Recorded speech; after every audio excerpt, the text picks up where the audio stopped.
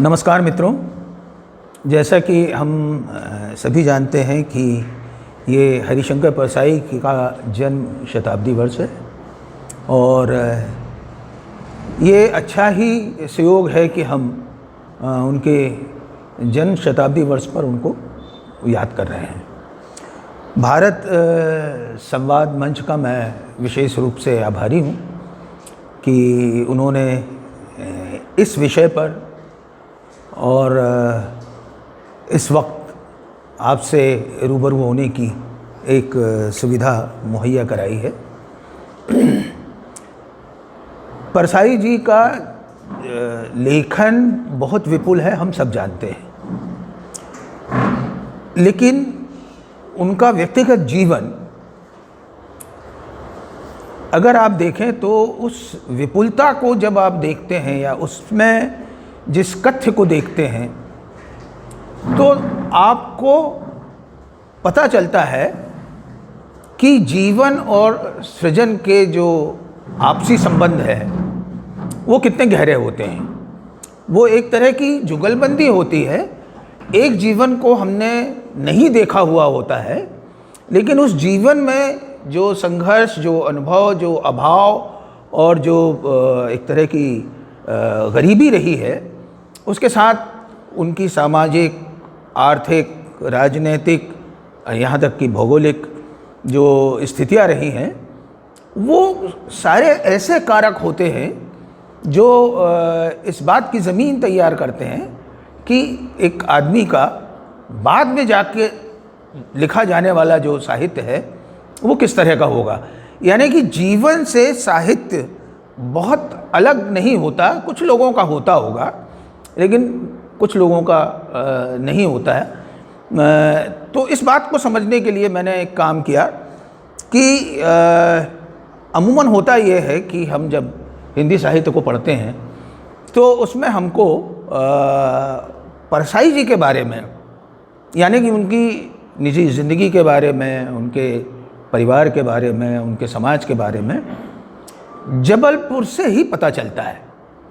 अधिकतर बात, क्योंकि वहाँ पर आकर बसने के बाद वो उनका जितना विकास हुआ साहित्य में, संस्कृति में, राजनीति में और तमाम तरह से, और उन्होंने कोई आत्मकथा नहीं लिखी, तो आपको उसको उस जीवन के बारे में पता नहीं चलता जिस जीवन के संघर्षों से निकलकर हरिशंकर परसाई बनते हैं।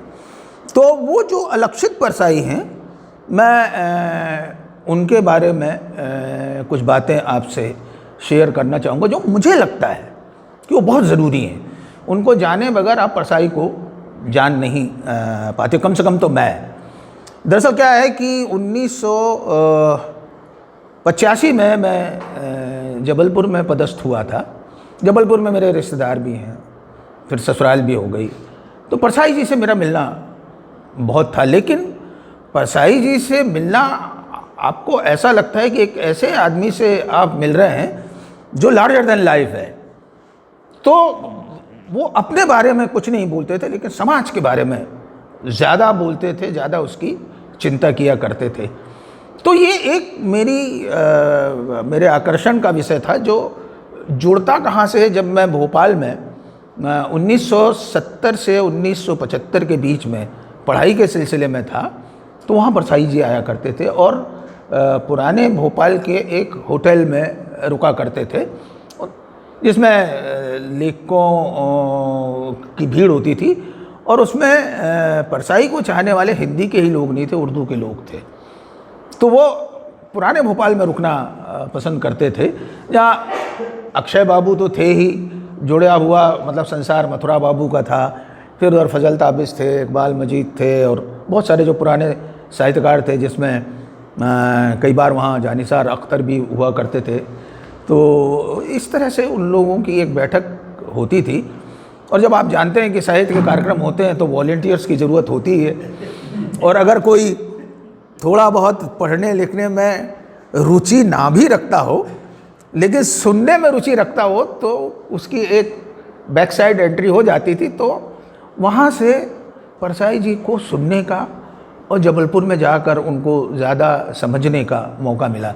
परसाई जी के घर के सामने एक हॉस्पिटल हुआ करता था। मेरी बेटी जल गई, उसी हॉस्पिटल में भर्ती थी।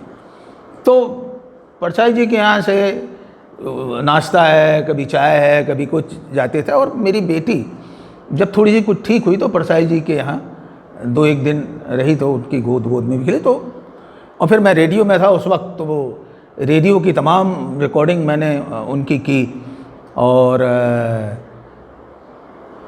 उनकी पहली बड़ी रिकॉर्डिंग जो मध्य प्रदेश में हुई थी वो oral history of all India radio, यानी कि उसमें एक प्रोविज़न ये है कि एक लेखक जो चाहे वो बोल सकता है। मतलब वो सरकार को उसे मतलब आलोचना करना हो, किसी व्यक्ति विशेष से अपनी नाखुशी जाहिर करनी है, किसी राजनीति की चर्चा करनी है, वो सब अलाउ हुआ करता था। वो दरअसल आर्काइव्स के लिए थी। और उसमें उस ज़माने में ये एक प्रोविज़न हुआ था कि इस रिकॉर्डिंग का इस्तेमाल अगर हमको करना होगा तो हम उनकी मृत्यु की बात करेंगे, ताकि उनके जीवन काल में उनको इस बात से किसी तरह की कोई तकलीफ़ ना हो। तो बहरहाल ये तो बीच के किस्से हैं। तो जैसे फिल्म की टेक्निक होती है, तो मेरी 2 पंक्तियां हैं परसाई जी को लेकर, या परसाई जी के ऊपर लागू होती हैं। एक आँख है रोती, एक है हंसती। एक आँख है रोती, एक है हंसती, कोई और ऐसा हो तो बताओ मुझे यारों। इसके 2 व्यंजनाएं हैं, उनके निजी जीवन से भी है और उनके साहित्य से भी है। उसके बारे में हम लोग बात करेंगे। फ़िलहाल तो और ये ख़्याल मुझे इसलिए आया कि परसाई जी फिल्म देखा करते थे अपनी स्कूल लाइफ में, और उसके लिए स्कूल से भाग जाया करते थे।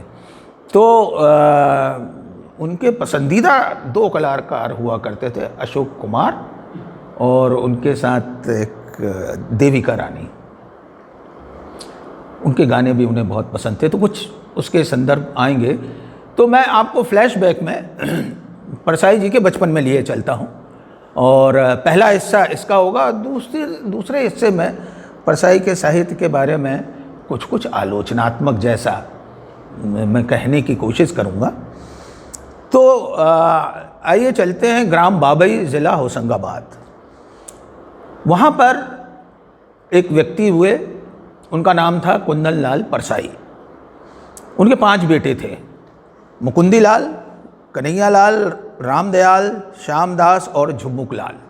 वो परिवार 9 बच्चों का था, मतलब परिवार में 9 सदस्य थे, और उनकी पास कोई खेती किसानी नहीं थी, और ना ही उस ज़माने में कोई पक्की नौकरी हुआ करती थी।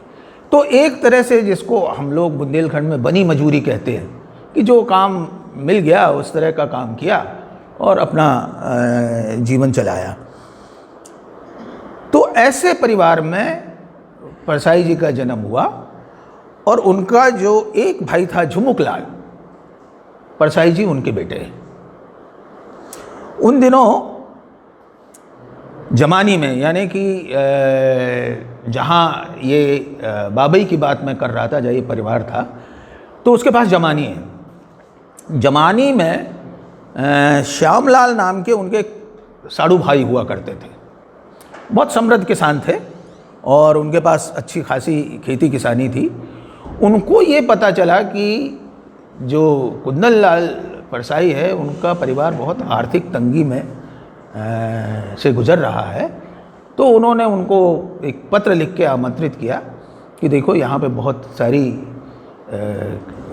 खेती मेरे पास है ही, ज़मीन भी है, मैं कुछ ज़मीन दे दूँगा और ज़मीन के साथ आप हमारे खेतों की मुख्तारी कीजिए, तो हिसाब किताब रखिए कि क्या फसल लगाई, क्या बोई, क्या निकला, क्या नहीं किया। तो इस तरह से घर में चर्चा हुई कि भाई ये जो आमंत्रण है इसको स्वीकार करना चाहिए कि नहीं करना चाहिए। तो घर के सारे लोगों ने कहा कि देखिए यहाँ भी कुछ है नहीं, और अंततः आप काम करेंगे उसके एवज़ में आपको कुछ मिलेगा। ये आपके ऊपर निर्भर करता है कि वो अगर कुछ ज़मीन देते हैं तो उस पर आप कुछ करना चाहते हैं कि नहीं करना चाहते।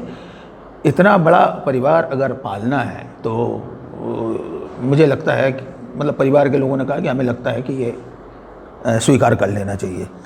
तो इस तरह से जो कुंदन लाल का परिवार था, यानी कुंदन लाल परसाई, और परसाई जी अकेले बेटे थे, 3 बहनें थीं जो जिनका जिक्र हम लोग बाद में सुनते हैं। वैसे उनके 5 लोगों ने उनके परिवार में जन्म लिया।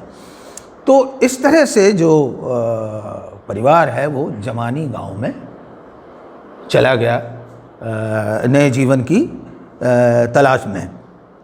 परसाई के एक भाई हुआ करते थे, उनका नाम था गौरीनाथ। परसाई का जन्म जमानी में 1924 में हुआ और ये 22 अगस्त की बात है। तो इस तरह से 3-4 साल तो निकल गए, लेकिन जमानी में कोई स्कूल नहीं था। अब फिर एक संकट पैदा हुआ कि परसाई जी को अगर पढ़ाना है तो यहाँ रह के पढ़ाया नहीं जा सकता। तब तक उनका परिवार वहाँ व्यवस्थित हो गया था, थोड़ी सी संपन्नता भी आ गई थी, पैसे भी आ गए थे, तो जो बाबई में हाल था वो हाल यहाँ नहीं था। लेकिन परसाई के पिता पढ़े लिखे थे, मैट्रिक तक पास थे, तो उनको पढ़ाई का महत्व मालूम था। तो उन्होंने कहा कि यहाँ से तो जाना पड़ेगा। तो फिर उन्होंने अपने साड़ू से माफ़ी मांगी और माफ़ी मांगने के बाद कहा कि सब कुछ बहुत अच्छा था, लेकिन बच्चे की पढ़ाई का मामला है और मुझे यहाँ से जाना पड़ेगा। तो जो परसाई के पिता थे झुमुक लाल, वो चले गए धर्मकुंडी में स्कूल हुआ करता था, वो भी होशंगाबाद ज़िले का ही मामला है। और चूँकि 11वीं तक पढ़े थे तो वहाँ उनको प्राइमरी स्कूल में नौकरी मिल गई। तो इस तरह से एक और जीवन शुरू हुआ और वो इस बात से संतुष्ट थे कि कम से कम ये मेरा कमाया हुआ जीवन है, मेरी अपनी नौकरी है, उससे मैं लोगों को पालूंगा। उनके जैसा मैंने बताया इस बीच में एक एक करके 5 बच्चे आ गए और उनका गुजारा फिर कठिन हो गया। अब खाली उस स्कूल की नौकरी में घर चलाना मुश्किल हो गया। मतलब ये सारी चीज़ें अपनी आंखें खोलने के बाद से परसाई देख रहे हैं। ये इस बात को आप लोग नोट करते चलिए। तो उनके पिता को थोड़ी सी ज़्यादा तनख्वाह, यानी कि 30 रुपये महीने की तनख्वाह उस ज़माने में मर्दानपुर के जंगल में एक ठेकेदार के यहाँ नौकरी में मिलने का प्रस्ताव आया, जिसको उन्होंने स्वीकार कर लिया। वहाँ भी स्कूल नहीं था, तनख्वाह ज़्यादा थी, स्कूल नहीं था। स्कूल था रहट गांव में।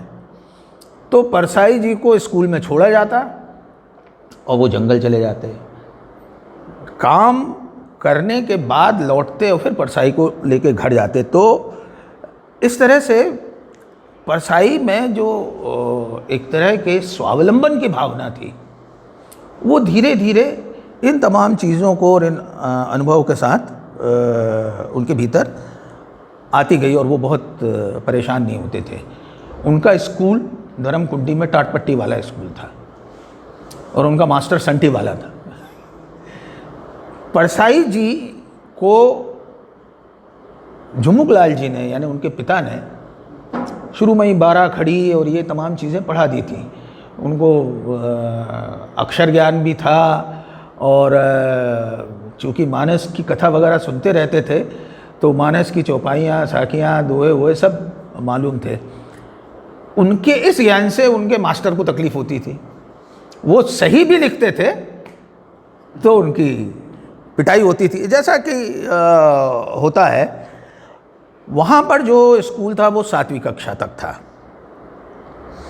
तो 7वीं तक तो पढ़ना ही था। मास्टर का एक सबसे प्रिय काम था कि अपने कक्षा के विद्यार्थियों को जंगल भेजो और उनसे कहो कि सीताफल तोड़ के लाओ। तो उसमें परसाई भी शामिल थे। परसाई थोड़े से बाकी बच्चों की तुलना में उनका कद, हाँ, तो वो पेड़ पे चढ़ जाते, लेके आते, मास्टर को देते। मास्टर उन सीताफलों को लेकर उनकी एक अलमारी में सजा के रख देता, कौन पहले पकने वाले हैं, कौन बाद में पकने वाले हैं। तो वो इसी चक्कर में मास्टर थे, और पढ़ाना वढ़ाना तो क्या था। तो इस तरह से वो 5वां दर्जा वहाँ पास हो गए। उसके बाद घर में फिर कोई समस्या आई तो उनकी एक बुआ थी, विधवा थी, उनका नाम था बटेश्वरी बुआ। तो परसाई जी को उनके हवाले कर दिया गया। तो उसके आगे उन्होंने वहाँ पर पढ़ना शुरू किया। यानी कि आप देखिए, परसाई बचपन से विस्थापित होते जा रहे हैं। विस्थापन का जो दर्द होता है, विस्थापन की जो मुश्किलें होती हैं, जीवन का जो कुछ भी होता है, वो सब उनके अनुभव के हिस्से बनते जा रहे हैं। लेकिन जिस नए स्कूल में जाते हैं, वो स्कूल दरअसल एंग्लो वर्नाकुलर स्कूल था, और उस स्कूल पर गांधी का प्रभाव था। तो वहाँ के जितने भी मास्टर थे वो गांधी टोपी पहनते थे। अंग्रेज़ों को ये पसंद नहीं आता था, तो वो बार बार स्कूल में आते थे, बार बार उनके सिरों से टोपी उतारते थे, फाड़ते थे, और वो लोग अपनी टोपी को बचाने के संघर्ष में बने रहते थे। पिटाई भी होती थी। तो ये जो सारी चीज़ें हैं, ये परसाई देख रहे थे कि देश की ब्रिटिश हुकूमत के दौर में क्या दिक्कतें हैं। तो इस तरह उनके ऊपर गांधी का भी प्रभाव बहुत गहरा पड़ा उन दिनों में, क्योंकि उस समय और कोई नायक था ही नहीं, और आप एक ऐसे वय में थे कि बाकी दूसरा कुछ आसपास हो नहीं सकता था, क्योंकि वो आज़ादी का दौर था। तो अगर साहित्य था तो आज़ादी का था, अखबार में जितनी भी खबरें थी तो आज़ादी की थी, प्रभात फेरियाँ निकल रहे हैं तो उसमें भी आज़ादवादी। तो इस तरह से गांधी का प्रभाव उनके ऊपर बहुत गहरा पड़ा, और वे उसी उम्र से कांग्रेस के वॉलंटियर बन गए। यानी जो बच्चों की एक टोली हुआ करती थी, वो जब भी कोई आयोजन होता था तो उसमें प्रभात फेरी निकालने का काम, पोस्टर बनाने का काम, ये वो सब तो परसाई उसमें रहते थे, पढ़ते लिखते थे। इसलिए उनमें एक राजनीतिक चेतना का संसार धीरे धीरे धीरे धीरे विकसित होने लगा। और वो स्कूल के बाहर जो समय होता था उसमें कुर्ता पैजामा पहनना उन्होंने शुरू कर दिया। यानी कि एक तरह से उनकी बात की जो ड्रेस थी, अब अगर आप याद करोगे तो वो कुर्ता पैजामा पहनते रहे, पैंट शर्ट बहुत कम पहना। हाँ, एक शेरवानी ज़रूर उनकी ज़िंदगी में आई जिसमें उनकी कुछ फ़ोटो आपको मिलती है। तो इस तरह से हम ये देखते हैं कि जब वो कांग्रेस के साथ वॉलंटियर हो गए, तो चूँकि वो सोचने और चिंतन करने वाले थे, तो उनके मन में ये एक बात आती थी कि क्या मैंने जो रास्ता अपनाया है, मतलब एक तरफ घर की परेशानी है, दूसरी तरफ कांग्रेस का वॉलंटियर बनना, कल क्या हो जाए क्या नहीं हो जाए, तो क्या ये बात सच है। वो ऐसा सोचा करते थे। लेकिन उनके विवेक ने कहा कि नहीं, ये सही है, और वो फिर उसके साथ जुड़ गए। एक बहुत ही त्रासद घटना उनके जीवन काल में 1936 और 37 में होती है। प्लेग का ऐसा कहर टूटता है कि हर गांव में आसपास मौतें ही मौतें, और जिसको हम क्वारंटाइन कहते हैं, सब अपने घरों में क्वारंटाइन हो जाते हैं, सिर्फ रोने के स्वर आते हैं। और इस त्रासदी का भी उनके ऊपर गहरा प्रभाव पड़ा, और पहली बार मतलब इतने सघन दुख को, मृत्यु के तांडव को, और जो समाज में परिवारों की हालत थी कि घर के कमाने धमाने वाले गुजर गए, छोटे छोटे बच्चे गुजर गए, तो परसाई के भीतर जो करुणा का संचार होता है, जो उनकी बहुत मजबूत धातु है उनके साहित्य की, उसके बीच कहीं यहाँ से और उन संघर्षों में जिस तरह से जीवन देखा है वो करुणा वहाँ से आती है। और इसका संदर्भ अगर देखें तो मैंने पहली पंक्ति कही थी, एक आंख रोती है एक आंख हंसती। उसका कारण यह है कि एक आंख हंसती है वो जो साहित्य में जाके प्रतिरोध की शक्ति बनती है, जो हस्तक्षेप की शक्ति बनती है, वो जो सटायर उनका आता है, जो व्यंग आता है जिसमें दुनिया के ऊपर हंसने की उनकी जो एक कुव्वत खड़ी होती है, निर्भय और निर्द्वंद वाली। और एक आंख रोती है यानी करुणा की ज़मीन। इसलिए उनके लिखे में और उनके जीवन में ये दो चीज़ें साथ साथ चलती हैं। अब हुआ ये कि यही जो त्रासदी थी, जो प्लेग वाली त्रासदी थी, इसमें उनकी माँ गुजर जाती है। उनकी माँ के गुजरने से उनके पिता के ऊपर बहुत गहरा प्रभाव पड़ता है और वो मानसिक रूप से भी टूट जाते हैं, कहें दैहिक रूप से भी, क्योंकि उसके बाद फिर वो बिस्तर पर पहुंच जाते हैं। तब तक ये 7वीं में आ चुके हैं। तो अगर मैट्रिक पास करनी है तो 3 साल और बाकी है। तो घर की जो जिम्मेदारी है वो उनके ऊपर आ जाती है, क्योंकि घर के सबसे बड़े वही हैं, फिर 3 बहनें हैं, एक भाई है। तो अब उनके पालन पोषण या उनकी देख रेख या पिता की दवाई, ये सारी चीज़ें उनके पास आती है और पैसे होते नहीं हैं। तो वो एक रास्ता निकालते हैं। वो रास्ता ये रहता है कि जो जानकार थे आयुर्वेद के, तो वो आयुर्वेदिक दवाओं से अपने पिता का इलाज करते हैं और उनको किसी बड़े अस्पताल में या आसपास ले जा नहीं पाते, क्योंकि वो आयुर्वेदिक इलाज ही वो सस्ता विकल्प था जिससे कि चीज़ें हो सकती थी। लेकिन हाई स्कूल में उन्हें एक बहुत अच्छे शिक्षक मिलते हैं। उनका नाम है केशव चंद्र बग्गा। वो पंजाबी के और उर्दू के तो जानकार थे ही, अंग्रेजी भी उनकी बहुत अच्छी थी। वो हमेशा क्लास में जो साहित्य की किताबें हैं या जो बड़े बड़े विद्वान हैं, लेखक हैं, नेता हैं, संत हैं, उनके उदाहरण ज़्यादा दिया करते थे। तो एक तरह का जो आस्था है और उनका पढ़ाने का जो शिल्प था वो सारे मास्टरों से बिल्कुल अलग था, जो मतलब सीधे से समझ में आता था। एक स्नेह भी था, प्रेम भी था अपने विद्यार्थियों के साथ। तो परसाई जी उनके साथ जुड़ जाते हैं और जो छोटे मोटे साहित्य के भी जो संस्कार हैं वो वहाँ से बनना शुरू करते हैं। उस ज़माने में पहला नाटक होता है, केशव चंद बग्गा करवाते हैं, वो शेक्सपियर का था, मर्चेंट ऑफ वेनिस, और परसाई जी उसमें एंटोनियो की भूमिका करते हैं।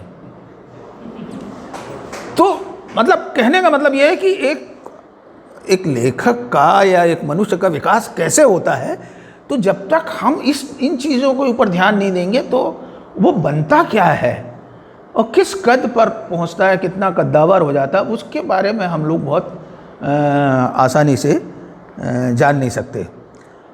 हाई स्कूल की परीक्षा खत्म होती है, संकट वही है, तो वो तिमरनी के आसपास जो उनका गांव है और आसपास की जगह में नौकरी के लिए वो ढूंढना शुरू करते हैं। मतलब इतना भी होता है, वो उस 10वीं पास करने के बाद वो नौकरी के लिए जबलपुर, खंडवा, इंदौर, देवास ऐसी जगहों में भी घूमते हैं। और लेकिन रेल से जाना है, ऐसे है नहीं, तो बिना टिकट यात्रा करते हैं। खाने को नहीं है तो पानी बहुत पीते हैं। और अगर मतलब जैसा नर्मदा के किनारे का मामला है होशंगाबाद का, अमूमन लोग खरबूजे तरबूजे लेकर ट्रेन में चढ़ाई करते हैं, तो कोई देखता है कि बच्चा बैठा हुआ है तो उन्होंने उनको कुछ दे दिया, तो वो मतलब ये समझते थे कि आज का भोजन हो गया। तो ये परसाई जी के वो दिन थे। तो उनको आसपास जहाँ घूमते वहाँ नौकरी नहीं मिलती, और एक जगह है पास में जंगल में ताकू, वहाँ पर एक फॉरेस्ट का डिपो है। तो उस डिपो में उनको नौकरी मिलती है, और वो नौकरी इस आधार पर मिलती है कि उन्होंने अपनी जो दरख्वास्त लिखी थी, क्योंकि अफसर तो अंग्रेज हैं, अंग्रेजी में लिखी थी, तो अंग्रेजी में लिखने के कारण अंग्रेज ने कहा ये कोई अंग्रेजी जानने वाला है, ये जाके खड़े हुए और उन्होंने अंग्रेजी में ही कहा, good morning sir, my name is Harishankar Parsai and I have come here to apply for a job. तो उन्होंने कहा अरे तुम तो बहुत अच्छी अंग्रेजी बोलते हो। तो उनको वो ताकू डिपो में 25 रुपये की नौकरी मिल जाती है। जंगल में डिपो, तो डिपो में रहने के लिए जो घर होगा वो कैसा होगा, घर तो होगा नहीं, तो वो जो लकड़ियों के पट्टे होते हैं उनका ठुका हुआ एक टपरा था, और जंगल में था इसलिए उसमें सांपों के भी आने की व्यवस्था थी, परिंदों के आने की व्यवस्था भी थी, बिच्छू भी चले आते थे, चूहे भी थे। तो उनके पिता ने उनके साथ उनके चाचा यानी कि एक श्यामलाल एक चाचा थे, तो उनको उनके साथ भेज दिया था। तो वो उनके साथ रहते थे क्योंकि वो कोई और काम नहीं करते थे, तो उनका जाओ परसाई जी के साथ रहो। तो वहाँ धीरे धीरे करके वहाँ एक डोरीलाल नाम का चपरासी हुआ करता था, और जो डिपो का अफसर था वो मुसलमान था, और वो बहुत सख्त था, पढ़ा लिखा नहीं था। तो उसके पास एक ही भाषा थी, डोरीलाल को मारना पीटना, और जो उसके अंडर में है 4 लोगों का स्टाफ हुआ करता था उनको गालियाँ देना। परसाई को ये बर्दाश्त नहीं।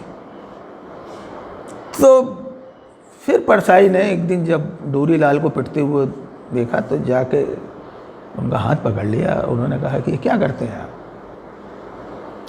फिर उसके बाद उन्होंने अपनी भाषा में, जो परसाई की भाषा हो सकती है, उसमें उनको समझाया। फिर उनको वो जो एक तरह से सांप्रदायिकता के कुछ कीटाणु उनके दिमाग में थे उनको धीरे धीरे साफ किया, और उनको भी एक तरह से बदल दिया। तो उस डिपो में परसाई जी की जो पोजीशन थी वो बेहतर हो गई। वो डिपो मैनेजर के इसलिए हो गई क्योंकि उसको अंग्रेजी में काम नहीं आता था। अंग्रेज अंग्रेजी में काम चाहते थे कि भाई कितने ही लकड़ी आए, कितने लट्ठे आए, नीलाम होना है तो कौन से किस साइज़ का, ये वो सिर्फ परसाई कर सकते थे। तो फिर उसके बाद वो थोड़ा सा ठीक हो गया। लेकिन परसाई को जब पैसे वैसे कुछ मिल जाते तो वो अपने दोस्तों के साथ चुपचाप हरदा चले जाते। हरदा में एक फ़िल्म की टाकीज हुआ करती थी, तो वही रेल में जाना, फिल्म देखना और आना। तो ये जो अशोक कुमार और देविका रानी उनके बचपन से पसंदीदा कलाकार हो गए, और फिर उनकी चर्चा में फिल्म आने लगी। फिल्म के गीत और अभिनय और कहानी और ये और वो, उन्हें इन दोनों की फिल्मों का एक गाना बहुत पसंद था जिसको अमूमन गुनगुनाते थे। वो था मैं वन का पंछी वन वन डोलू रे। याद होगा आपको, बहुत पुराना गाना है। तो और देविका रानी के सौंदर्य से बहुत प्रभावित थे। उनके दोस्तों से वो ये भी पता करते, क्योंकि उनके दोस्त ठीक वहीं के, तो जंगल के तो हो नहीं सकते थे, ताकू के तो गांव के थे और गांव में उनका जाना कम होता था। वो ये ज़रूर पता करते थे कि इस बीच में गांव में कौन कौन नेता आया, कौन कौन से आंदोलन हुए, किसकी गिरफ्तारी हुई, क्या हुआ। यानी कि आज़ादी के आंदोलन में जो घट रहा था उसके ऊपर एक निगाह उनकी बनी रहती। दूसरा उनका ये काम था कि जब वो टिमरनी जाते तो टिमरनी में एक लाइब्रेरी हुआ करती थी, तो उनके पुस्तकालय के जो बाबू थे उनसे उन्होंने दोस्ती गांठ ली। परसाई ने अपने जीवन में बहुत सारी दोस्तियाँ गांठी 2 कामों के लिए। एक तो उनको मतलब पढ़ाई की किताबें मिल सकें, दूसरा चोरी छिपे दोस्तों के साथ फिल्में देख सके, और तीसरा ये था कि एक फिल्म हो गया, एक किताबें हो गई, और जहाँ पर खाना प्राप्त हो सकता है, वो चाहे होटल हो चाहे कहीं हो, तो वहाँ के लोगों से भी एक गहरी वाबस्तगी उन्होंने इसलिए रखी कि उनको उधार में खाने को मिल जाए। तो ये 3 चीज़ें हो गई। पर इसी बीच क्या हुआ कि उनके पिता की तबीयत बिगड़ गई, और बिगड़ने से के लिए अब पहले तो उनके पास कोई विकल्प नहीं था, तो जो उनके चाचा थे उनको उन्होंने वापस भेज दिया कि भाई जाओ आप देख रेख करो। और फिर उनका मन नहीं माना तो एक दिन अपनी जो बहन जो जबलपुर में आखिर तक रही, तो उनको खबर भिजवाई और कहा कि एक तार भेज दो कि बाबूजी की तबीयत बहुत ख़राब है और आप जल्दी आ जाओ। वहाँ से वो नौकरी छोड़ के आ गए और अपने पिता की सेवा करने लगे। अब फिर नई नौकरी का संघर्ष, क्या करें। तो उनको याद आया यार कि बग्गा साहब मुझे बहुत पसंद करते थे, तो उन्होंने लिख दी उनको अंग्रेजी में चिट्ठी। तो अंग्रेजी में चिट्ठी मिली तो वहाँ से उनका जवाब आया, I have received your letter, you have written your request for the job of teaching, come immediately, blessings. खबर घर में पहुँची। अब घर में अब नौकरी तो थी नहीं, कोई और चारा नहीं था, तो अंततः उन्होंने कहा कि ठीक, तो नौकरी के लिए खंडवा निकल गए। तो वहाँ के लिए एक और विस्थापन हुआ। अब इस विस्थापन में हुआ ये कि परसाई जी के घर में पैसा था नहीं, किसी तरह से उधार लेके खंडवा तो पहुँच गए। अब किराए के मकान के लिए पैसा नहीं है, खाने के लिए पैसा नहीं है। तो जैसा परसाई जी बहुत स्ट्रेट फॉरवर्ड थे, तो उन्होंने बग्गा जी को कह दिया कि देखिए मैं इस हालत में आया हूँ, अब आप हैं, आप करिए मेरी मदद। तो उन्होंने महीने भर के राशन पानी की, एक किराए के मकान की, क्या अब मकान क्या होता है, तो उसका इंतज़ाम कर दिया, उसके पैसे वैसे चुका दिए। बोले अब जब तुम कमाओगे तो देना। लेकिन उन्होंने बग्गा साहब की एक बात मानी कि देखो तुम टीचर होके आए हो, मेरी बहुत आस्था है तुम्हारी काबिलियत को लेकर, मुझे निराश मत करना। तो परसाई जी ने बच्चों को पढ़ाने में जितनी उनके पास काबिलियत थी, यानी कि ड्राइंग बनाना, बच्चों को पढ़ाने के लिए लेसन प्लान जब बनाते हैं तो ड्राइंग बनाना, तरह तरह के सामान बच्चों को सामने ले जाके दिखाना, परिंदे हैं, ये है वो है, वो सारी चीज़ें वो उसी के चक्कर में लगे रहते और उन्होंने वो किया। इसके अलावा उन्होंने वहाँ पर सांस्कृतिक गतिविधियाँ शुरू की, बच्चों को खेल से जोड़ा। तो इस चक्कर में उनका सम्मान जो था बहुत बढ़ गया।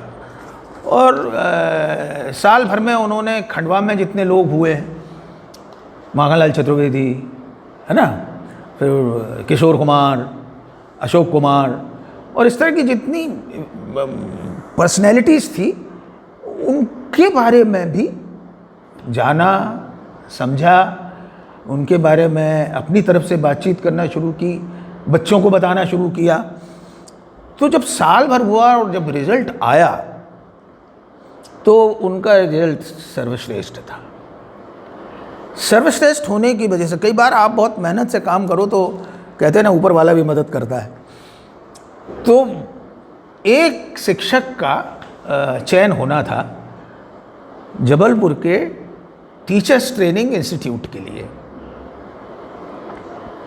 तो केशव चंद बग्गा जहाँ प्रिंसिपल हों और जिसका रिज़ल्ट पहले नंबर पर आया हो, तो उनका इस तरह से नॉमिनेशन हो गया जबलपुर के उस स्कूल के लिए।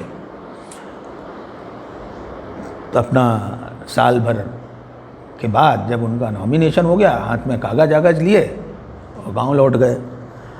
अब यहाँ से जबलपुर की थोड़ी सी कथा, वो कैसे पहुँचते क्या है ये बता दी जाए। मुझे लगता है बोर तो नहीं हो रहा है, क्योंकि मुझे ये लगा कि ये बताना ज़रूरी है। हाँ, अब परसाई पशुपेश में पड़ गए, पिता बीमार हैं, जबलपुर के लिए हो गया, एक जगह होता नहीं है जहाँ कुछ जमता हूँ और फिर उखाड़ने की बात आ जाती है। तो पहले उन्होंने सोचा कि चलो अब पिता के चलते अब ये ट्रेनिंग का आ गया और तनख्वाह के साथ था। जब आप ट्रेनिंग में जाते हैं तो तनख्वाह भी मिलती रहती है, पर उन्होंने पहले सोचा कि चलो फिर एक बार कोशिश करें टिमरनी और आसपास की जगह में जहाँ से पिता की देखभाल की जा सके। नौकरी ढूंढते हैं, पर वो नौकरी मिली नहीं। तो अंततः फिर उनको जबलपुर जाना पड़ा। एक और विस्थापन हुआ, रेल से जबलपुर पहुँचे, वहाँ से उन्होंने एक तांगा लिया, तांगे में बैठे और उन्होंने पता बताया। तांगे वाले ने कहा चिंता मत कीजिए, जितने लोग आ रहे हैं वहीं जा रहे हैं तो मैं आपको वहाँ पहुँचा देता हूँ। लेकिन एक और चीज़ जो जबलपुर में रहते हुए समझने की ज़रूरी है, जब वो टीचर्स ट्रेनिंग इंस्टीट्यूट में वहाँ पर जाते हैं, ये विश्व युद्ध का समय है। हाँ, और विश्व युद्ध के समय की वजह से जितने कॉलेजेस थे, उन कॉलेजेस में जो सामान्य ट्रेनिंग कोर्सेज थे वो ख़त्म हो गए थे। एक ये कोर्स बचा हुआ था और कुछ छोटा मोटा और बचा था। तो उस ट्रेनिंग कॉलेज में एक पुरानी इमारत थी, छात्रावास था, टूटा फूटा। तो परसाई जी वहाँ जाकर समा गए, निकले, अपना सारा कागज़ वागज़ की कार्रवाई जो की जाती है वो सब की, और फिर उसके बाद सीधे लाइब्रेरी। वहाँ पर एक परांजपे नाम के लाइब्रेरियन हुआ करते थे, महाराष्ट्रियन थे तो महाराष्ट्रियन वैसे ही पढ़े लिखे होते हैं। तो उनका ये दुख था कि यहाँ पर लोग आते हैं, किताबें इशू नहीं करवाते, पढ़ने लिखने के लिए कुछ नहीं है। ये अपना परिचय देते हैं, परिचय देने के साथ कहते हैं कि मुझे कुछ किताबें चाहिए, तो वो प्रसन्न हो जाते हैं। उसके बाद परांजपे जी की और इनकी दोस्ती तब तक बनी रहती जब तक वो गुजर नहीं जाते। और फिर उसके बाद किताबें, विश्व साहित्य है, अनुवाद में साहित्य है, राजनीति है, भूगोल, जो जो आप पढ़ना चाहो वो लाइब्रेरी उनके लिए उपलब्ध हो जाती है। फिर एक टीचर थे पाठक, जो उन दिनों में मैथ्स के इंचार्ज हुआ करते थे, तो उनसे परिचय होता है। वो बहुत पढ़े लिखे हैं और उनका भी आज़ादी के आंदोलन में बड़ा इंटरेस्ट है। तो ऐसी कोई चर्चा शुरू होती है तो परसाई जी सब बताना शुरू करते हैं कि हमारे यहाँ किस तरह का आंदोलन चल रहा है और किस तरह से उनकी रुचि आज़ादी के आंदोलन में, वो वॉलंटियर वगैरह थे। पाठक जी दोस्त हो जाते हैं। मैथ्स का इंचार्ज फिर क्या है, जब मतलब परसाई जी जाएं तो वो सब प्राप्त हो, मतलब फिर वो उस तरह से उनके जो खाने पीने की जो दिक्कतें थी या हो सकती थी, वो उस तरह से। इसी समय में जबलपुर में जगह जगह सत्याग्रह चल रहे थे, आंदोलन हो रहे थे। पाठक ये बड़े किस्सागो थे। तो परसाई को जबलपुर के आंदोलन के, उनके जबलपुर पहुंचने के पहले के किस्से, जिसमें सुभाष चंद्र बोस जेल में आए थे और किस तरह से जेल में उनके लिए स्थितियां थीं और किस तरह से वो वहाँ सज़ा काट के गए थे, तो वो इसके साथ साथ किस्से सुनाते हैं सेठ गोविंदास के, भवानी प्रसाद तिवारी के, सुभद्रा कुमारी चौहान के, रामकृष्ण श्रीवास्तव, रामानुजलाल ऊँट बिलहरी। ये उस समय के सबसे प्रमुख लेखकों में वहाँ हुआ करते थे। तो पाठक जी के पास चूँकि आंदोलन से जुड़े हुए थे तो सारे तरह के अखबार आते थे, और कर्मवीर और प्रदीप, ये दो अखबार ख़ास तौर पर आया करते थे। तो वो परसाई जी को मिलना शुरू हो गए। तो इस तरह से परसाई जी की किसी भी चीज़ को जानने की जो भूख थी विभिन्न क्षेत्रों में, वो इस तरह से अपडेट होती रही। जबलपुर में जो उस दौर में जो गिरफ्तारियां हो रही थी, छापे पड़ते थे, और जबलपुर के नेताओं में जिनका मैंने नाम लिया, उसके अलावा व्यवहार राजेंद्र सिंह बड़े प्रमुख नेता थे, द्वारिका प्रसाद मिश्र थे, देवदत्त तिवारी थे, ज्ञानचंद जैन थे, कुंजीलाल दुबे थे, लक्ष्मण सिंह चौहान थे, नर्मदा प्रसाद मिश्र थे। ये जो प्रमुख नेता थे, उन नेताओं में से जो अधिकांश थे वो समाजवादी थे। समाजवादी और कांग्रेसी, दो ही प्रमुख थे। और अगर कम्युनिस्ट पार्टी का कहें तो उस ज़माने में अकेले दोस्त उनके उस दौर में जो थे वो महेंद्र वाजपेयी, कामरेड। तो उन्होंने इनको वाम साहित्य प्रोवाइड करना शुरू किया। तो जो इनकी वाम की धारा बदली वो इस वजह से बदली, उसके बारे में अभी बात करते हैं। हैं? शेष नारायण राय। हाँ,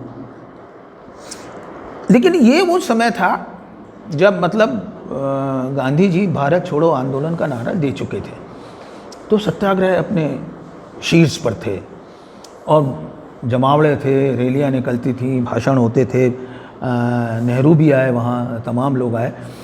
तो परसाई जी का जो एक रुचि संसार था वो राजनीति को लेकर और साहित्य को लेकर वहाँ पर पुष्पित और पल्लवित होता है।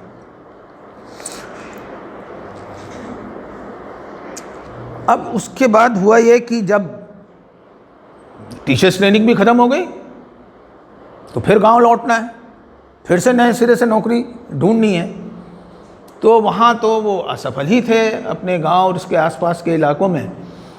तो ढूंढते ढूंढते कुछ समय हो गया तो उनको अचानक याद आया कि जो टीचर्स ट्रेनिंग इंस्टीट्यूट के प्रिंसिपल हुआ करते थे रानाडे, तो वो रानाडे जी इनको बहुत पसंद करते थे क्योंकि ये वहाँ की गतिविधियों में बढ़ चढ़ कर हिस्सा लेते थे। तो उन्होंने ये कहा था कि देखो परसाई, अगर नौकरी करनी हो तो पहले एक बार मुझसे पूछ लेना। तो वो उनको याद आता है और जैसे गांव आए थे वैसे ही लौट जाते हैं बिना टिकट। और इस बार जब बिना टिकट लौटते हैं तो कुछ आम दरफ्त हो जाते हैं, वो टीटीआई टीटीईटी जैसे जो लोग होते हैं। तो वहाँ पर कलेक्टर का खानसामा बैठा हुआ था, तो उसने देख के पहचान लिया परसाई जी कुछ घबराए हुए हैं। तो उन्होंने कहा कि चिंता मत करो, मैं हूँ, मैं आपको बाहर निकाल दूंगा, कोई कुछ नहीं कहेगा।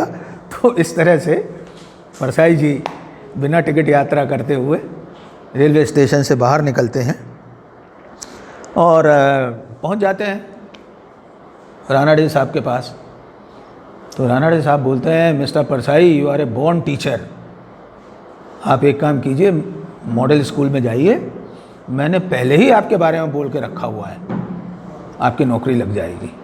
और इस तरह से उनकी नौकरी मॉडल स्कूल में लगती है और जबलपुर का जीवन इस तरह से शुरू होता है। जब वो स्कूल में जाते हैं तब तक जो दूसरे विश्व युद्ध के कारण जबलपुर एक छावनी बन जाता है। वैसे ही डिफेंस के एस्टेब्लिशमेंट का प्राइमरी इलाका अंग्रेज़ों ने उसको वहाँ बनाया हुआ था। तो पूरा शहर जो है सेना के रंगरूटों से भर जाता है। परेड के लिए जगह कम पड़ती तो स्कूलों में परेड होती, उनके जो ग्राउंड्स हैं। इसके साथ साथ जो दूसरी विसंगतियाँ होती हैं, मतलब जब इतने सारे रंगरूट आ गए तो वैश्यावृत्ति है, ये है, वो है, करप्शन है, वो सब बढ़ने लगता है। लेकिन परसाई को आदेश मिलता है कि आपको इन रंगरूटों को पढ़ाना है, इसके लिए अतिरिक्त वेतन मिलेगा। पैसे की तो ज़रूरत थी, तो वो फिर अपने विद्यार्थियों के अलावा सेना के रंगरूटों को पढ़ाते हैं। लेकिन मॉडल स्कूल में रहते हुए आज़ादी के कार्यक्रमों में जहाँ संभव था प्रत्यक्ष और जहाँ संभव नहीं था परोक्ष रूप से, फिर वो आज़ादी के कार्यक्रमों में हिस्सा लेने लगते हैं। और भगत सिंह को उन्होंने पढ़ रखा था, तो इंकलाब जिंदाबाद उनका प्रिय नारा हो जाता है। तो वो जब समाजवादी आंदोलनों में भी जाते हैं और उनके लिए काम करते हैं, तब भी वहाँ पर इंकलाब जिंदाबाद बोलते हैं। तो ये एक ऐसा पॉइंट है जो उनकी जो चेतना या वामपंथी चेतना बन रही थी उसको समझने के लिए पर्याप्त है। पहले माह में उनको 50 रुपये का वेतन मिलता है। परसाई जी बहुत प्रसन्न होते हैं, लेकिन उसके साथ उनको एक तार भी मिलता है कि पिता की तबीयत बहुत ख़राब है। वो जाते हैं, छुट्टी की एप्लीकेशन लगाते हैं, गाँव लौट जाते हैं। गाँव जाते हैं, जो इलाज की व्यवस्था कर सकते हैं, करते हैं, नौकरी है, लौटना है, तो जो बचा कुचा पैसा है बटेश्वरी बुआ को दे देते हैं और फिर खाली हाथ वो लौट जाते हैं। लेकिन अंततः ये होता है कि वो आते हैं मॉडल स्कूल, कुछ दिन रहते हैं, खबर आती है उनके पिता गुजर गए और हमने क्रियाकर्म कर दिया, यानी कि वो अपने पिता को देख नहीं पाते। फिर वो तेरही के दिन जाते हैं। तेरही के दिन इसलिए जाते हैं कि पैसा चाहिए। जिस व्यवस्था से, जिस धार्मिक व्यवस्था से, जिस पाखंड से वो चिढ़ते थे, वही जाके सब करते हैं, क्योंकि गांव वाले उनको इस बात की इजाज़त नहीं देते। तो इस तरह से फिर वो एक काम करते हैं कि बटेश्वरी के यहाँ से अपनी बहनों को और गौरीनाथ को जबलपुर लाने का इंतज़ाम करते हैं और एक दूसरा मकान लेते हैं और इनको लाके फिर इनकी पालन पोषण की जो जिम्मेदारी है वो परसाई इस तरह से उठाते हैं। परसाई तब डायरी लिखा करते थे और उस दौर की जितनी भी घटनाएं होती थी उनको उसमें दर्ज किया करते थे। उसके बाद जाके उन्होंने छोटी छोटी जो चाराने वाली कॉपियाँ होती थी नोटबुक बच्चों की, उसको अपने लिखने की मुख्य मतलब सामग्री बनाई, उसी पर लिखते थे वो। तो जब नेहरू जी ने पहला भाषण दिया था, वो भाषण उनके डायरी में मिलता है। अब एक ऐसा प्रसंग जिसके बारे में पवन ने कहा तो मैं सुना देता हूँ, लेकिन वो भी बहुत ज़रूरी है। वो इसलिए नहीं कि वो परसाई जी के प्रेम का प्रसंग है, बल्कि इसलिए ज़रूरी है कि परसाई जी किस तरह के प्रेमी थे। ये इसलिए जानना बहुत ज़रूरी है। तो पहले फ्लैशबैक में गए थे, एक बार फिर फ्लैशबैक में चलते हैं। Teachers training institute. Parsai ji library में बैठे हुए हैं, परांजपे साहब हैं, वहाँ पर एक सुंदर युवती आती है, वो भी शिक्षक है। उसको लेसन प्लान बनाना सीखना है, तो वो उसके लिए कोई किताब चाहती है। तो वो परांजपे जी बोलते हैं कि आप, परसाई जी बैठे हैं, बहुत विद्वान हैं, बहुत अनुभवी शिक्षक हैं, आप लेसन प्लान उनसे सीख लीजिए। तो वो परसाई जी के पास जाती हैं। परसाई जी पीछे से सुन रहे हैं कि किसी को भेजा जा रहा है। वो आती हैं, वो परसाई जी को नमस्कार करती हैं। परसाई जी थोड़ी देर ठिठक जाते हैं, कुछ बोल नहीं पाते हैं, उसको देखते हैं। फिर चेतना लौटती बोलती, हाँ हाँ बैठिए, बताइए क्या है। तो वो बताती हैं अपनी समस्या की लेसन प्लान बनाना है। तो वो कहते हैं कि लेसन प्लान बनाना तो मैं सिखा दूंगा, अभी मेरी कक्षा है जिसमें मुझे जाना है, फ़िलहाल मतलब 2-1 दिन के बाद आना, लेकिन ये सोच के आना कि तुम शिक्षक बनकर विद्यार्थियों का जीवन सुधारना चाहती हो कि वेतन भोगी मास्टरी करना चाहती हो। इन दो में से एक चीज़ बहुत क्लियर कट सोच के आना, उसके बाद मैं आपको लेसन प्लान बताऊंगा। अंततः वो इतनी समझदार तो थी, तो उसने कहा कि नहीं, मुझे छात्रों के जीवन के लिए करना है। तो फिर वो उसको बोलते हैं, अच्छा ठीक है, बोले मैं क्लास लेता हूँ, तब तक आप स्टाफ रूम में बैठिए और मैं क्लास लेके आता हूँ। तो जब क्लास में लेके आते हैं तब तक स्टाफ रूम में चर्चा होना शुरू हो जाती है, क्योंकि कोई भाई सुंदर सी युवती आके स्टाफ रूम में बैठी है और परसाई जी कुंवारे हैं और उनसे मिलना चाहती। परसाई जी तो इतने समझदार हो ही गए थे, तो 1 मिनट में समझ जाते हैं। तो वो एक एक कुर्सी उठाते हैं, बरामदे में बैठ जाते हैं और फिर वो जो लेसन प्लान जिस तरह से बताया जाता है, उसकी एक एक चीज़ उसको समझाते हैं। और जब वो जाने लगती हैं तो संकेत में उसे मित्र कहकर पुकारते हैं कि अब हम नहीं, मित्र कह के नहीं पुकारते, अब हमारी मित्रता हो गई है, कोई बात हो तो आप आते रहना। तो इसके बाद उनका मिलना जुलना जारी रहता है। अब इसमें ये चीज़ है कि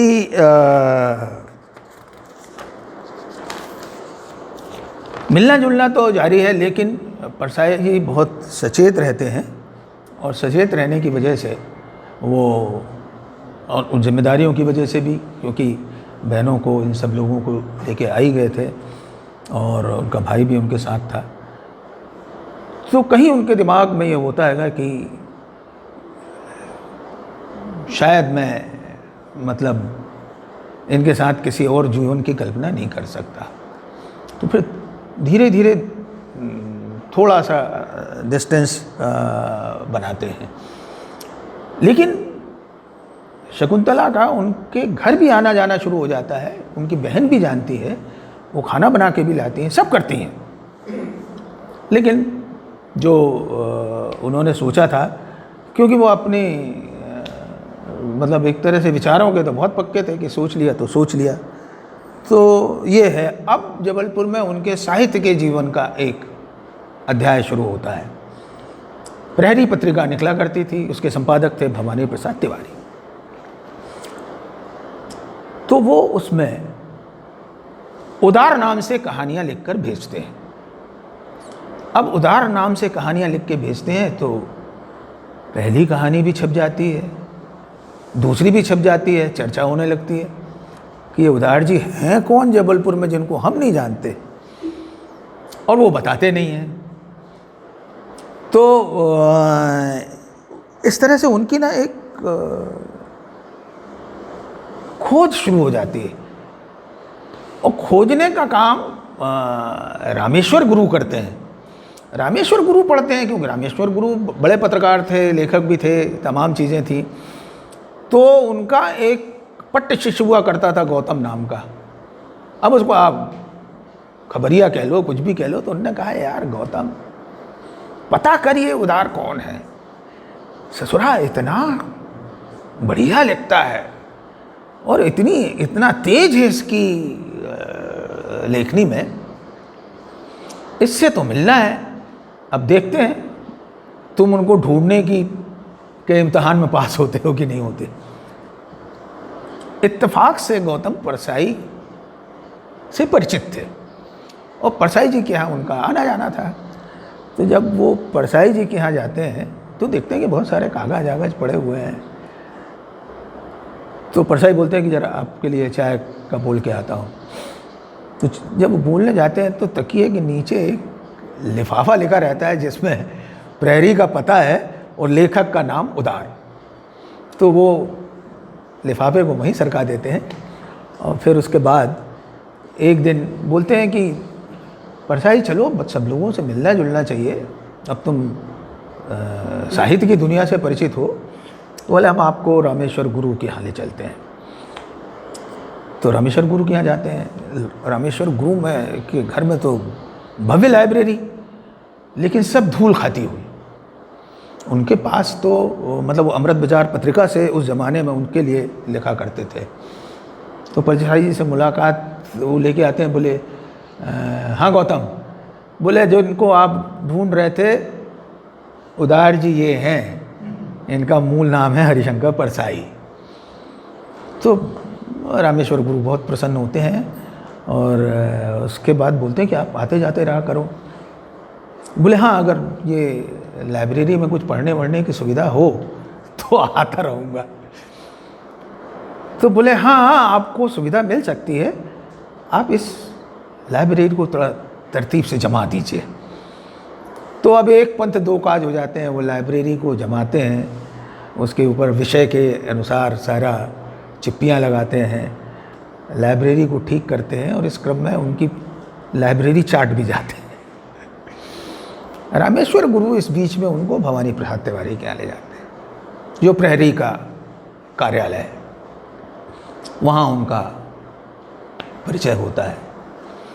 और फिर वो भवानी प्रसाद तिवारी और रामेश्वर गुरु, इन दो लोगों की टोली के एक आत्मीय सदस्य हो जाते हैं।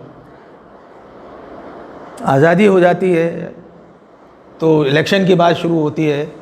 तब तक मतलब वो प्रहरी के साथ जुड़े रहते हैं, प्रहरी में लिखते हैं, और जो कॉलम लिखते हैं वो कॉलम का अभी मैं आपको बताता हूँ। कई तरह के कॉलम थे उस समय प्रहरी में।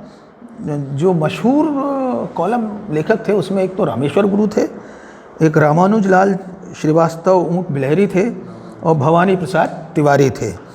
और स्तंभ थे बीबी चिम्मो का पत्र, तुम्हारी बोली में तुम्हारी बात, हाथी के मुख से, जज्बाते ऊँट और नर्मदा तट से। तो ये जो नर्मदा तट से जो कॉलम चलता था प्रहरी में, उसको एक तिवारी जी लिखते थे, एक परसाई जी लिखते थे। तो फिर उसके बाद जब उनकी चर्चा शुरू हुई, कहानियाँ, तो फिर दुनिया मतलब फिर हिंदुस्तान की जो रंगीन पत्रिकाएं थी उसमें उनका प्रकाशन शुरू हो गया। इस बीच में शकुंतला से उनका प्रेम बौद्धिक हो गया। मतलब उन्होंने एक रास्ता निकाला, यानी कि साहित्य संस्कृति की बातें ज़्यादा करना और बाकी सारे आकर्षणों को मुलतवी रखना। जब देश के पहले चुनाव हुए तो उस समय परसाई जी मुख्यतः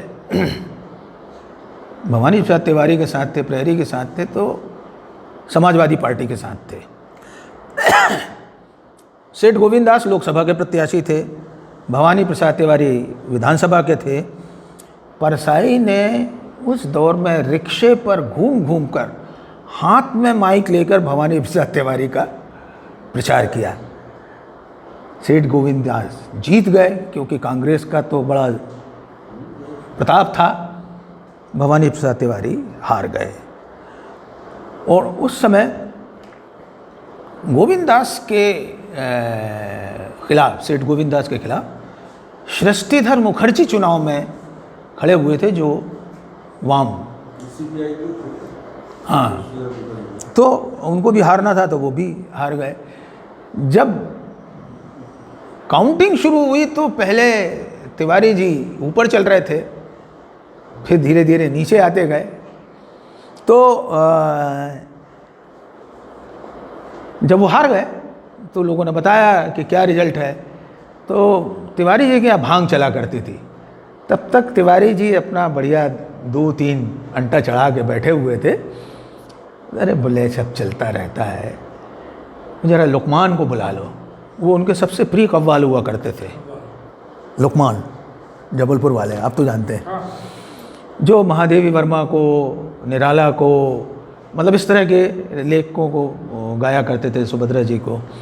तो उस दिन जो महफिल हुई, तो हारने की जो महफिल होती है वो एक महफिल थी। तो ये उनका मोटा मोटा वो जीवन है। मुझे लगता है कि इसके बारे में पाठकों को नहीं मालूम होता है, इसलिए मुझे लगा कि ज़रूरी है, तो मैंने इस चीज़ को ख़ास तौर पर शुरू किया।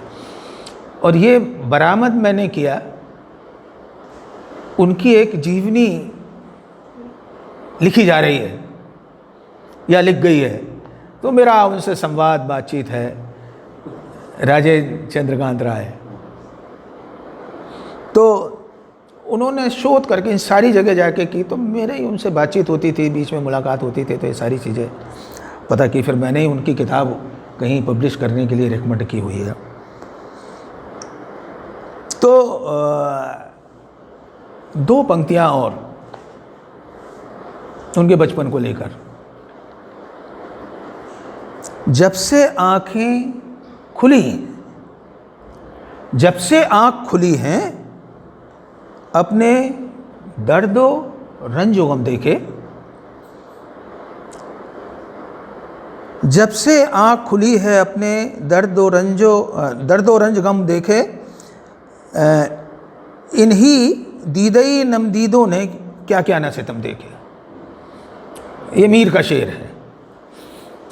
तो दीद भी है और नमदीद भी है। तो परसाई के जो रंजो गम थे, उनके जो स्ट्रगल थे, उनके आंखें भीगी हुई रहती थीं इन सारी चीज़ों में, लेकिन वो जिस तरह से देखते थे, जिस तरह से चीज़ों को समझते थे, मतलब अपनी किसी कमज़ोरी को प्रकट ना होने देने का जो एक हुनर, एक सलाहियत उन्होंने डेवलप कर ली थी, तो उसको देखकर मुझे ये मीर का शेर बड़ा पसंद है, तो मैंने आपको सुना दिया। मुझे लगता है कि अब हम परसाई जी के साहित्य पर थोड़ी सी चर्चा कर लें। तो परसाई जी के साहित्य पे बात करने के पहले मैं दो कथन आपको बताता हूँ। मैं अंडमान निकोबार में आकाशवाणी पोर्ट ब्लेयर में था। परसाई जी से मेरा जुड़ाव था, तो परसाई जी के बारे में सोचना, उनके बारे में बातचीत करना, वो एक हिस्सा था। वहाँ डॉक्टर नामवर सिंह आए। डॉक्टर नामवर सिंह से मैंने पूछा कि परसाई इतने बड़े लेखक हैं, आपने कभी उनके ऊपर कुछ लिखा नहीं, क्या कारण है? तो परसाई जी के बारे में नामवर जी ने कहा, दरअसल परसाई साहित्य के ऐसे शक्तिपुंज हैं कि मुझे आलोचना की नई भाषा विकसित करनी होगी, तब कहीं जाकर मैं परसाई के बारे में कुछ कर सकूंगा। एक और स्थापित आलोचक हैं डॉक्टर धनंजय वर्मा, जो उनकी रचनावली के संपादक भी हैं। उन्होंने लिखा है कि परसाई के मूल्यांकन के लिए एक नए सौंदर्य शास्त्र की ज़रूरत है। तो इस तरह से एक बात यहाँ से ये पैदा होती है कि परसाई को अपनी आलोचना में मूल्यांकित करना, विश्लेषित करना किसी साधारण आलोचक के बस की बात कभी नहीं रही। कुल जमा डॉक्टर विश्वनाथ त्रिपाठी की एक किताब है देश के इस दौर में। डॉक्टर धनंजय वर्मा ने भी लिखा है, उनका आर्टिकल रचनावली में है, और उन्होंने और भी टुकड़ों टुकड़ों में लिखा है क्योंकि वो उनके नज़दीक थे। लेकिन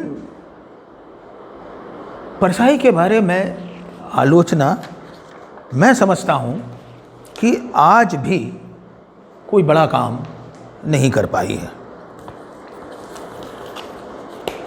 अब उनके साहित्य के ऊपर बात करते हुए मुझे एक शेर इसलिए भी याद आता है कि उनके साथ मैंने कुछ समय बिताया है, उनको सुना है, उनको रिकॉर्ड किया है।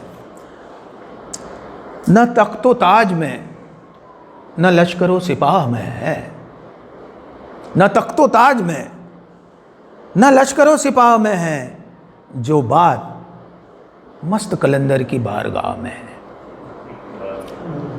कलंदर को आप जानते हैं, सूफीज़म में जो सबसे बड़ा संत होता है, उसकी जो पदवी होती है वो कलंदर की होती है। मतलब ये कहा जाता है कि वो खुदा के वारिसों में से एक होता है, यानी कि वो इतनी नज़दीकी खुदा के साथ उसकी होती है, जो सारे तरह के ज्ञान अर्जित कर चुका होता है। उसके बाद वो कलंदर की बात आती है। अब अगर भारतीय साहित्य में मर्द कलंदर को ढूंढना हो तो मुझे एक ही नाम याद आता है, कबीर।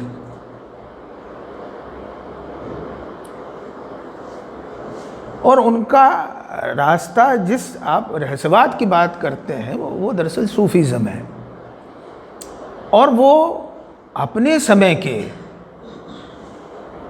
जितने प्रकांड विद्वान थे और जो जिस तरह से धर्म के को जानते थे, उसके पाखंडों को जानते थे, जिस तरह से उसके ऊपर प्रहार करते थे, तो मैं एक लाइन परसाई तक ला रहा हूँ। तो नागार्जुन ने ये कहा था कि हमारे समय के जो हरामजादे लोग हैं, उनकी करतूतों को जिस तरह से बेनकाब परसाई करता है, तो मैं ये कहता हूं कि वो हमारे समय का दूसरा कबीर है। तो ये जो बात है दूसरा कबीर होने की, और उस तरह से उन्होंने कभी भी जो कुछ विडंबनामूलक देखा, जो कुछ प्रतिकूल देखा, चाहे राजनीति में हो, चाहे साहित्य में हो, चाहे संस्कृति में हो, चाहे जीवन में हो, चाहे पत्रकारिता में हो, उसके बारे में उन्होंने खुलकर लिखा। तो यहाँ से हम एक बात शुरू करते हैं कि परसाई कितनी विधाओं में लिखते हैं, और वो लिखते क्यों हैं इतनी विधाओं में? इसलिए कि उनको अभिव्यक्त करने के लिए जो उपलब्ध फॉर्म है अभिव्यक्ति के, वो कम पड़ने लगते हैं। तो उन्होंने जब अपना आत्मकथ्य लिखा था, तो वो एक हिस्सा आपको सुनाता हूँ। मैं लेखक छोटा हूँ मगर संकट बड़ा हूँ। मैं लेखक छोटा हूँ पर संकट बड़ा हूँ। एक तो बड़ा संकट मैं आचार्यों, समीक्षकों और साहित्य के नीतिकारों के लिए हूँ, जिनके लिए वर्गीकरण जरूरी है और जो तय नहीं कर पाते कि इस आदमी को किस खाते में डाल दिया जाए। परेशान होकर इन्होंने मुझे व्यंग लेखक, व्यंग शिल्पी आदि कहना शुरू कर दिया। तो दूसरे व्यंग लेखक और प्रबुद्ध पाठक उनके सिर पर चढ़ बैठे कि अब व्यंग को विधा मानो। दूसरा मैं संकट उनके लिए भी हूँ जो राजनीतिक, धार्मिक, सांप्रदायिक, सामाजिक, व्यावसायिक या किन्हीं दूसरे रूपों में मानव विरोधी हरकतें करते हैं और जिन पर मैं कसकर लगातार हमले करता हूँ। तो ये जो कैफियत परसाई की है, ये उनकी कैफियत को ही सूचित नहीं करती, आलोचना की दरिद्रता को भी सूचित करती है। साहित्य के जो फॉर्म हैं उनके नाकाफी होने को भी सूचित करती है। एक बात ये समझना चाहिए कि उनकी जो साफगोई है, उनकी जो अभिव्यक्ति है, उसका रंग खुरदुरा है, थोड़ा सूफियाना है, और उसमें एक गहरी पकड़ता है जो फ़कीरों में होती है। चिंता नहीं करना, बैठे हुए हैं, कोई आया, कोई प्रणाम कर रहा, फलाना कर रहा है, ढिकाना कर रहा है। जैसे मैं एक प्रसंग आपको इसी बीच में सुनाता हूँ कि मतलब वो किसी का लेन देन रखते नहीं थे, उनको शिखर सम्मान मिला। तब तक परसाई जी बिस्तर पर आ चुके थे, मतलब चल फिर नहीं सकते थे। तो ये तय किया गया कि उनको सम्मान देने उनके घर जाया जाए। सम्मान कौन देगा? तो अर्जुन सिंह जी को लेकर गए। अर्जुन सिंह जी ने इधर सम्मान दिया और 25,000 रुपये शायद उस समय था, तो 25,000 रुपये का चेक दिया। परसाई जी ने इधर से 2 किताबें उठाई और अर्जुन सिंह जी को भेंट की और कहा, आपका मेरा लेना देना बराबर हो गया। तो जो बड़े से बड़े, अर्जुन सिंह से इस तरह की बात करना कोई बहुत सामान्य कदकाठी का लेखक नहीं कर सकता था। तो ये जो बात थी, ये परसाई जी में हुआ करती थी। अब ऐसे लेखक को सुधीश पचौरी ने कहा, मालूम नहीं होगा, कि परसाई का गद्य एक पब्लिसिस्ट का गद्य है। और इस बात की चर्चा हुई थी उस दौर में। अब पचौरी ने किस हिसाब से मूल्यांकन किया या उनकी समझ का पैमाना क्या था, ये तो नहीं मालूम, लेकिन पचौरी जी कहाँ हैं, परसाई जी कहाँ हैं, आलोचना कहाँ है, सृजनात्मक लेखन कहाँ है, ये समय ने हमको हमारे सामने बता दिया है। एक और बात नामवर जी की याद आती है। उन्होंने लिखा था कि इस बात की पड़ताल होनी चाहिए कि परसाई जी कहानी से निबंध की तरफ क्यों प्रवृत्त हुए। उन्होंने तो पड़ताल की नहीं, लेकिन ये एक सवाल है, क्योंकि कहानी को, उपन्यास को अंततः बड़ा फॉर्म माना गया है। परसाई ने कम कहानियां लिखी, कहानियां महत्वपूर्ण भी हैं, लेकिन मुझे लगता है कि कहानियों से उनका विमुख होना शायद इसलिए ज़रूरी था कि उनका एक और रचनाकार व्यक्तित्व और दूसरा कहने के लिए उनके पास जितना कुछ था उसके लिए कहानी का फॉर्म छोटा पड़ गया था। वो एक कहानी में सारी चीज़ें शायद नहीं कह सकते। इसलिए कभी कभी कहा जाता है कि कभी कभार साहित्य में किसी रचनाकार का समूचा व्यक्तित्व उपलब्ध फॉर्म्स का अतिक्रमण करने लगता है और इसलिए उसे किसी एक फॉर्म में बांधना मुश्किल हो जाता है। हम ये भी जानते हैं कि हमारे समय के बहुत सारे लेखक ऐसे हैं जिन्होंने फॉर्म अर्जित कर लिया है, अपना कहने का भाषिक मुहावरा अर्जित कर लिया है। वो उनके रचनाकार व्यक्तित्व से इतना बड़ा हो गया है कि वो अभिशप्त हो जाते हैं कि उसी फॉर्म में अपने सारे लेखे को हटाएं। एक उदाहरण विनोद कुमार शुक्ल है। इसके अलावा भी कई उदाहरण हैं जिन्हें दिया जा सकता है, पर वो उस तरह से प्रासंगिक नहीं है। अब हमें ये देखना चाहिए कि अपने लिखे में परसाई किन किन फॉर्म्स का इस्तेमाल करते हैं, जिसको आप निबंध कहते हैं।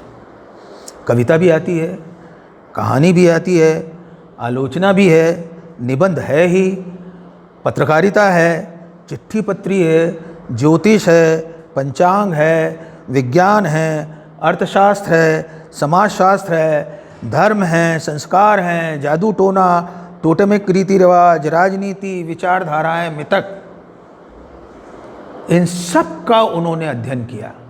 जब अध्ययन किया तो उनके संदर्भ और उनको काटने के संदर्भ जो ज्ञान से उन्होंने प्राप्त किए हैं, अपने अध्ययन से प्राप्त किए हैं, वो आएंगे तो या किसी कहानी में समा सकते हैं।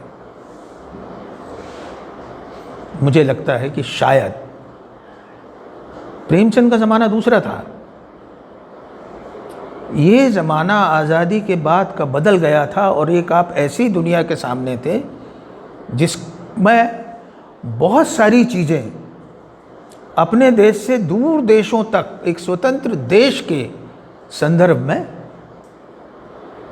बदल भी रही थी, पहुंच भी रही थी। और आपको पूरी विश्व राजनीति को देखना इसलिए ज़रूरी था कि अब आप एक अहम देश थे और दूसरे देशों के संबंध, दूसरे देशों के दान, अनुदान या सहायता है, जो भी कह लो, मतलब अस्त्र हैं, शस्त्र हैं, इन तमाम चीज़ों की आपको एक बड़ी विदेश नीति की ज़रूरत होती है। तो परसाई के समय में एक बड़ी दुनिया खुल गई थी, देश में और देश के बाहर। मैं आपको एक और प्रसंग बताता हूँ। जबलपुर यूनिवर्सिटी में एक बहुत बड़े इकोनॉमिस्ट थे, वो वीसी होकर आए, मैं नाम अभी भूल रहा हूँ, ऑल इंडिया रेडियो में रिकॉर्डिंग में आए। तो मैंने कहा कि आप जबलपुर आए हैं तो जबलपुर में आप किनसे मिलना चाहते होंगे, ऐसे कुछ लोग हैं? बोले हाँ, एक परसाई से मिलना है। मैं परसाई जी को लेके गया मैं मतलब परसाई जी को लेके गया, मतलब उनको परसाई जी के यहाँ लेके गया। मैं सामने बैठा था। इकोनॉमिक्स की उन लेटेस्ट थियरीज के बारे में पूरी दुनिया में कहाँ कहाँ क्या लिखा जा रहा है, कौन कौन विद्वान है, क्या है, परसाई उनका जिक्र कर रहे थे। और वो वीसी एक कप चाय पी के उठ के चले आए। मैंने कहा आपने उनसे बात नहीं की? तो बोले इस आदमी से क्या बात करूं, जो मेरा विषय है, जिनके बारे में मैं नहीं जानता, वो परसाई जी इस तरह से बोल रहे हैं। बोले इसके पास ऐसा कौन सा तंत्र है कि लेटेस्ट से लेटेस्ट खबर इस आदमी के पास उपलब्ध है। तो ये परसाई जी की मेधा है। अब इस मेधा को किसी एक फॉर्म में आप कैसे अटा सकते हैं? इसलिए जो व्यंग है, व्यंग में जो विट, जो सटायर और ह्यूमर आता है, जो करुणा आती है, इस दुनिया की जो तकलीफ़ें हैं, इसके जो दुख दर्द हैं, इसकी जो विसंगतियां हैं, वो निबंध के इसी फॉर्म में आ सकती है। और वो इस निबंध के फॉर्म को तरह तरह से नया करते हैं। अगर आप उनके कॉलम्स को पढ़ें, दुखिया दास कबीर है, तुलसीदास चंदन किसे हैं, इस तरह के कई कॉलम जब आप पढ़ते हैं तो आप देखते हैं कि उन्होंने वेद हो, पुराण हो, मिथक हो, आपके कालजयी ग्रंथ हो, अब जैसे बार बार आने वाले जो लेखक उनकी रचनाओं में हैं वो कौन है? वो कबीर आते हैं, तुलसी आते हैं, मीर आते हैं, गालिब आते हैं, फिराक गोरखपुरी आते हैं, तोल्स्ताय आते हैं, मार्क्स आते हैं। तो आप मतलब उनकी पसंद नापसंद को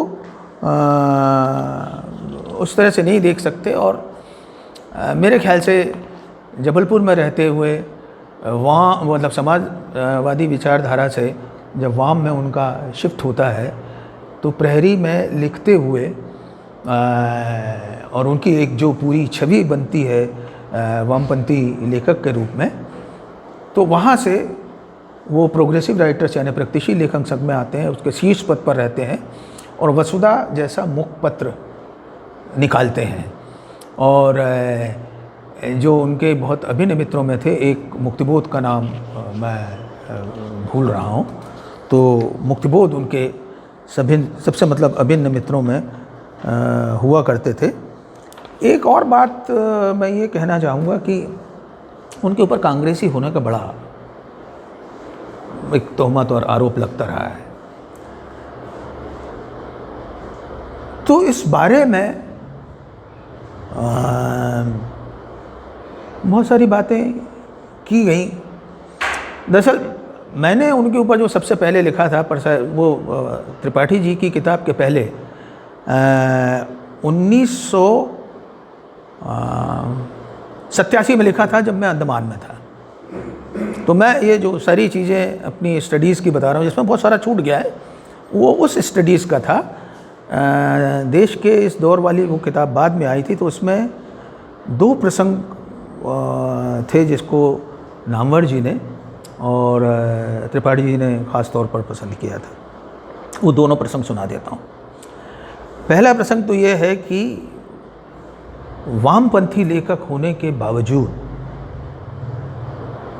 वो कांग्रेस के साथ उनकी सहानुभूति आखिर तक बनी रही, इसकी आलोचना भी हुई। इसका एक जवाब ये है, भारत आज़ाद हुआ, संविधान बन गया, संविधान समाजवादी बना और उसके जो उसूल थे, उसके जो उसका प्रियम्बल से लेकर जो सारी चीज़ें थी, वो जन सामान्य की तरफ जाता है। दलित हो, आदिवासी हो, या जितने भी प्रावधान हैं, वो जन सामान्य की तरफ जाता है और उनके हितों की रक्षा करता है। ऐसा संविधान हमारा माना जाता है। ये संविधान तो परसाई जी चाहकर भी वामपंथी नहीं करवा सकते थे। इसलिए उस रास्ते से, जो समाजवादी रास्ता, जो नेहरू ने जिस तरह से मिश्रित अर्थव्यवस्था का प्रावधान किया था, जिस तरह से इंडस्ट्रीज़ और इन तमाम चीज़ों को लाया था, उसके अलावा संविधान के आलोक में कोई दूसरा ऐसा रास्ता नहीं था जिसको आप बहुत क्रांतिकारी ढंग से लागू कर सकते। समाजवादी ढंग से ही जन सामान्य के अधिकारों की बात, मौलिक अधिकारों की बात की जा सकती थी। इसलिए परसाई जी उस संविधान के साथ, उनके प्रावधानों के साथ थे जो समाजवादी थे। वो ये समझने की जो भूल होती है उसको ना किया जाए। दूसरी बात यह है कि परसाई की रचनाओं में पहले पुरुष के रूप में और अन्य पुरुष के रूप में अगर आप बहुत बारीकी से देखेंगे तो प्रकारांतर से वो परसाई का मैं ही है, और वो उनकी तमाम रचनाओं में वो जो मैं है वो फैला हुआ है। ये जो मैं है अगर छोटी छोटी रचनाओं में भी है, उसको अगर एक जगह इकट्ठा किया जाए तो वो एपिकल मैं हो जाता है। जैसे अपने जीवन काल में उन्होंने जितनी रचनाएं लिखी और रचनावली आई, तो वो रचनावली को, ये ठीक है कि उन्होंने कोई महाकाव्य नहीं लिखा और इस ज़माने में महाकाव्य लिखा भी नहीं जा सकता, लेकिन उनका वो जो मैं है वो एपिकल हीरो की तरह है जो पूरे दुनिया समाज को देखता और उसको एक तरह से समय के हिसाब से एक रास्ता देता है, एक मंजिल की तरफ ले जाता है। तो ये जो परसाई का मैं है, इस मैं को सारी रचनाओं से अबेर के निबेर के जो कुछ भी इस मैंने कहा है उसको अगर एक जगह संकलित करके उसके आधार पर कोई विवेचना की जाए तो ये जो मैं है 20वीं शताब्दी का जो भी साहित्य लिखा है उससे कमतर ये मैं दिखाई नहीं देगा। बस इतनी बात कह के मैं अपनी बात समाप्त करता हूँ।